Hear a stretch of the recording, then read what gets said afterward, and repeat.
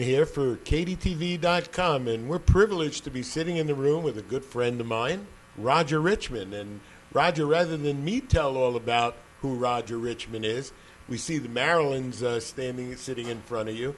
Tell us a little story about who you are, where you came from, and how this whole thing has come about. I got to Hollywood working in the film industry in 1976 with a cousin, and the government changed the tax shelter laws, so financing became very difficult as of October 76, and I started looking for something to do. And I went to trade shows, the gift shows in downtown Los Angeles, and I saw that the licensing businesses could be a great place to be, but I had no clients. And then one day, the grandson of W.C. Fields called me, Everett Fields, said, "We're looking for a new agent." And I said, "Well, what's there to represent? W.C. Fields died 36 years ago. No one knows who he is except they know him for his drinking. And thank you for calling, but I'm not interested." That was May 1989.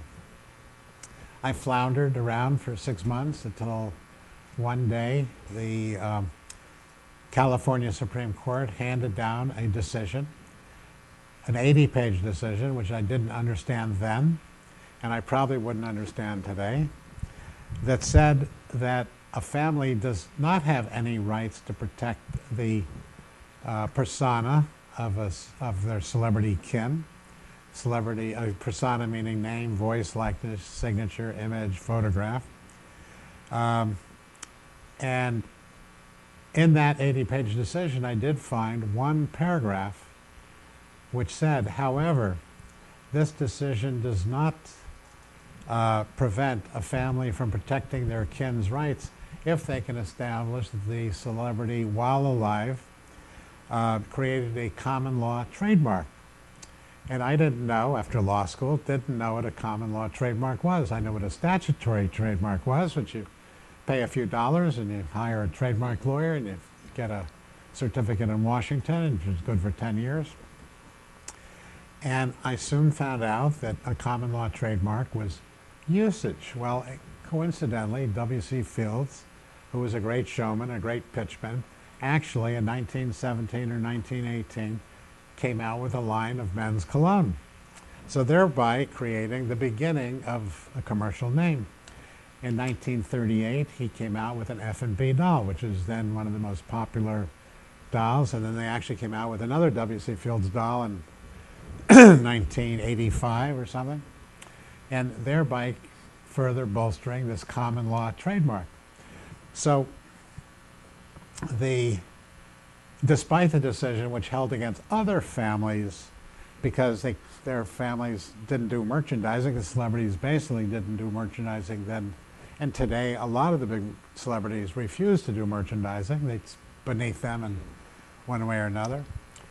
And so I called up the family and I said, now I'll represent you, because the 100th anniversary of the birth of W.C. Fields was coming on January 30th of 1990. And I figured, well, there's something to hang my hat on. Now I have a law protecting me. Now I have a name. Now I'm broke and struggling in a shack in Hollywood. Very coincidentally, very fortuitously, the U.S. Postal Service announced a commemorative stamp honoring the 100th anniversary of the birth of W.C. Fields, coming in January 30th, 1980. So I quickly did a contract with the Fields family that lasted for 22 years, and then a handshake after that. And I picked up the phone and I called the U.S. Postal Service. I called William F. Bulger, the Postmaster General of the United States, and I spoke to his secretary, and I said, "Can I speak to William F. Bulger, please?" In my oldest 27-year-old voice. And she said, "I'm sorry, he's not here now. Can I help you?" She was very professional, and she treated me like every other scumbag that lost a letter in the mail that day. I gave her the message that you can't come out with those 174 million W.C. Fields commemorative stamps that you announced the other day. And she said, "I'll talk to the Postmaster General and give you the message. He didn't promise he was going to call me back, but just I'll give you the message. And the next day, William J. Jones, the general counsel of the Postal Service, called, said, "Who are you? And this is preposterous. We've never paid a license for a commemorative stamp in our lives." I said, "Yes, but in California, there's now a trademark law saying that you can't do that, and you're a quasi-governmental organization. You can't hide behind any anti-tort laws.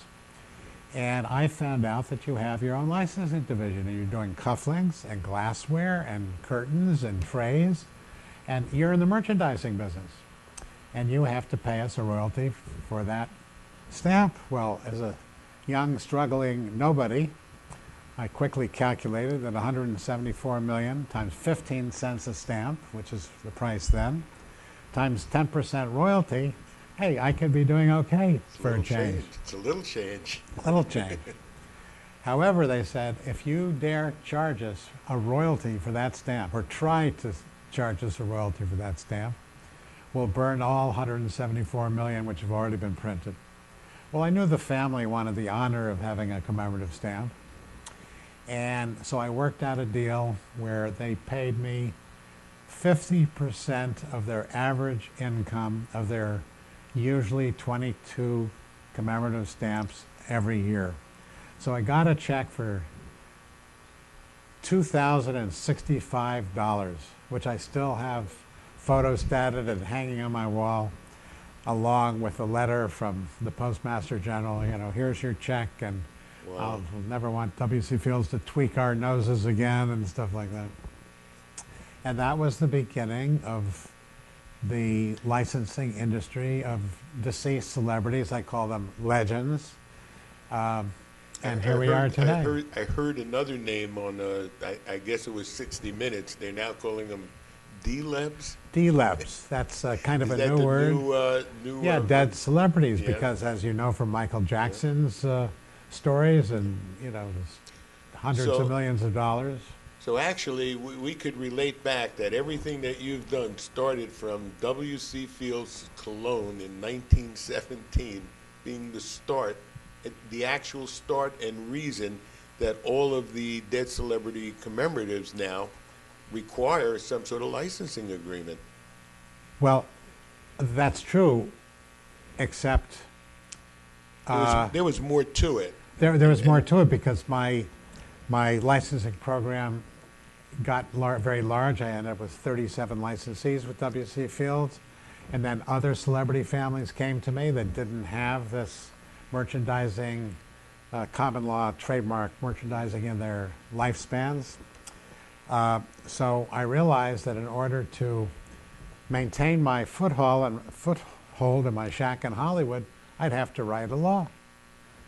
So I talked to the W.C. Fields grandson, W.C. Everett Fields. He says, "Well, go ahead, Roger, write a law."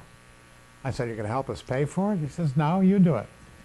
I said, "Is that what the do you, $2,000 you just got?" I said, "What do you mean? I mean, you think I'm the Pope?"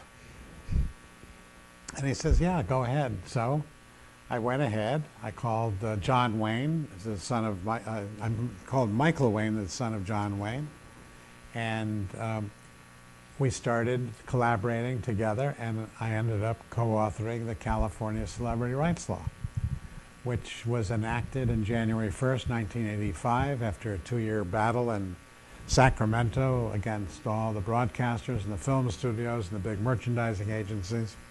And essentially said, without permission, no one is allowed to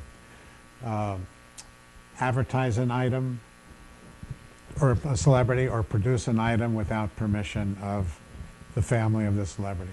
So that was the beginning of the celebrity rights laws in the United States. Wow. And you go back in history with some of the celebrities that you've represented, and I know one that I still remember seeing the picture of you as a child in Albert Einstein's arms, and it's probably as touching a picture.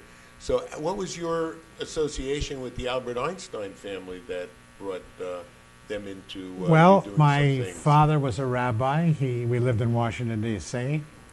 He was an administrative rabbi later in his life, and he became the membership director of the Anti-Defamation League of B'nai B'rith. And then it was the 1930s and 1940s when Hitler was rearing his ugly head, and there was a lot of anti-Semitism in the United States government and among the United States businesses, country clubs, companies, and around the world. And so my father went around and he was working on legislation to prevent anti-Semitic leanings towards all the government and other people. He used one of the most prominent Jews there was in America, which is Albert Einstein. He was a simple physicist. I still remember the pictures of him getting off the ship in 1933, bewildered by hundreds of photographers because he had written this general theory of relativity. Equal MC squared. I know, but no one even understood it. But because he was so famous, he was, a genius and all that. So my father worked with him, and then when the War of Independence came in Israel in 1948, the U.S. government refused to recognize the new state of Israel. And my father took Einstein and lobbied the U.S. government, the Congress, the U.S. government, to get the government's approval to enact, to recognize the state of Israel. Interestingly, some years later, I was lobbying the senators, the legislators in Sacramento to get the California Celebrity Rights Law enacted. And I went up there with a whole troop of Michael Wayne, who I mentioned, and Bill Marks, the son of Harpo Marx, and Everett Fields, the grandson of W.C. Fields, and Abbott and Costello family. And we all went up in a troop and walked from door to door to door, lobbying us for this new law that I had introduced. We had a lot of opposition, but it finally passed and was enacted, as I said, in January 1985. It wasn't in 1985 that law was passed, and that is probably going to be a great time if we could take a moment and just take a break and listen to some of the sponsors who make these broadcasts possible. We're going to come back and talk about a couple of the things and one of the most famous celebrities of what we have in front of us, my Marilyn. So we'll be right back. Okay.